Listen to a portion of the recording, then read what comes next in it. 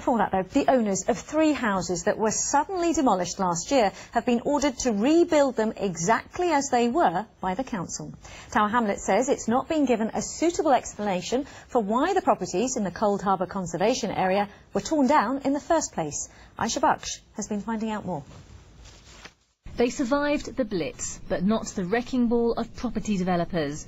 These 3 Victorian homes in the shadow of Canary Wharf on the Isle of Dogs were last year razed to the ground.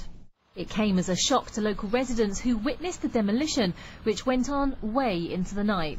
There's quite a few guys, I think about 6, 10, and they sledgehammering this.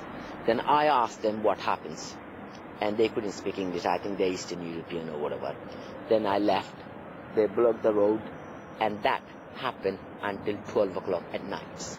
The council took the developers to court, as the empty homes were in a historic conservation area, and a legal enforcement order has now been issued for the properties to be rebuilt, brick by brick. The reason we have planning rules in the country is to stop people doing things which are against the wider interests of the community, which is about keeping the wider fabric of our area. They can challenge this, and they, I think, want to appeal the decision, and maybe they'll get their day in court where they can argue this is all a lot of nonsense about nothing and that we should let them do what they want. But we've had pretty widespread condemnation from the community on the Isle of Dogs. People are fed up with the way in which the site, the borough has turned into a sort of building site, and they want there to be a balance. It's not the first time a local authority has been caught out by cheeky landowners. The Carlton Tavern pub in Kilburn was also demolished despite a public campaign.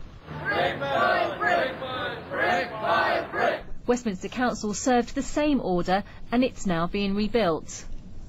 Back on the Isle of Dogs, Mr Huck hopes whatever is built here will benefit the local community. Tower Hamlets Council believe the owners of the site have several properties in London. They sadly did not return our calls. Aisha Baksh, BBC London News.